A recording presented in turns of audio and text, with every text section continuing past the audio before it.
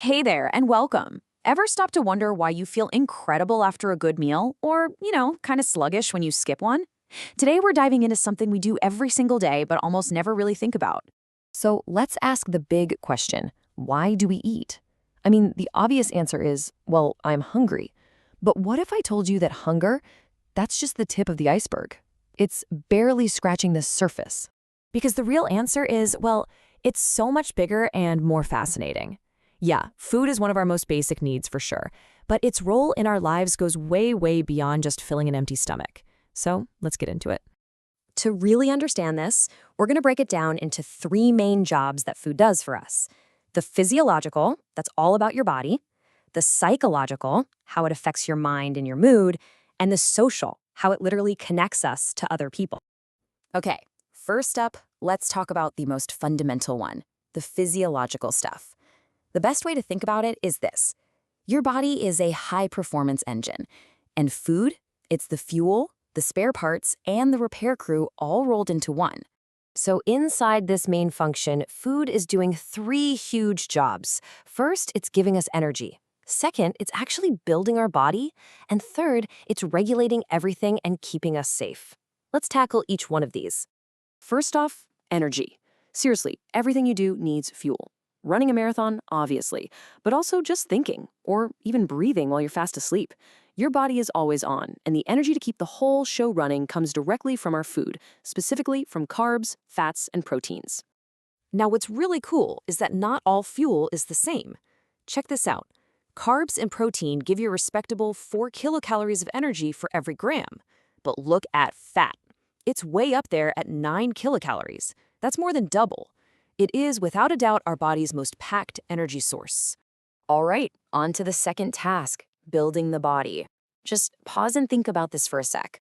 Your body is never finished. It's like a construction site that's open 24/7, always building new cells and fixing up old, worn-out parts. So where do all the building materials come from? You guessed it, our food. Now, the heavy lifters here are things like proteins and minerals. But here's a wild fact that might just surprise you.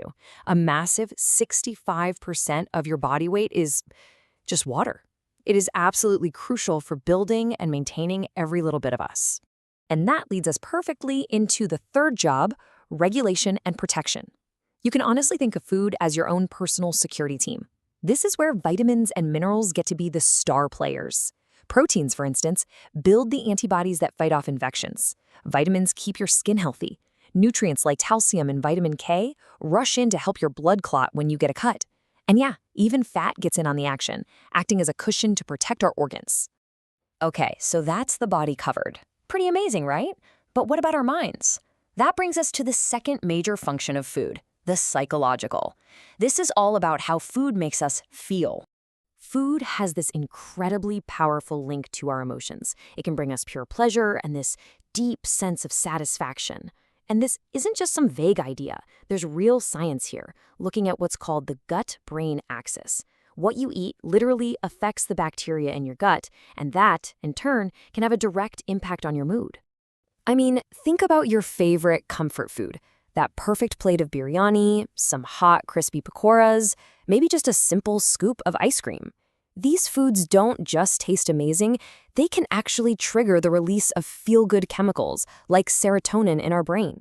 And get this, a huge amount of our serotonin is actually made in the gut. So that cozy feeling, it's a real physical response. And that connection doesn't just stop inside our own heads. It radiates outwards to everyone around us, which brings us to our third and final function, the social role of food. Think about it. In pretty much every culture, all over the world, food is this universal language. Sharing a meal is one of the most basic ways we connect with each other, show we care, and build community. It's how we express love and pass down our traditions. So many of our biggest life moments happen around a dinner table. Birthday parties, weddings, huge festivals like Diwali, Eid, or Christmas. What do they all have in common?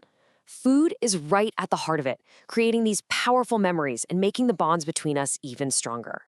All right, let's take a quick breath and bring all these ideas back to the table. Let's do a quick recap of everything we've just talked about. So, what's the big takeaway here? It's that food is so much more than just fuel. We've seen how it powers our bodies, how it builds us up from the inside and protects us from getting sick. But just as important, it gives us emotional comfort and joy, and it's literally the glue that helps hold our relationships together. It's truly essential for a healthy, happy, and connected life. So here's my challenge to you. The next time you sit down to eat, just for a second, think about it. Beyond just satisfying your hunger, what is that meal really doing for you? What will your next meal mean to you? Thanks so much for joining me.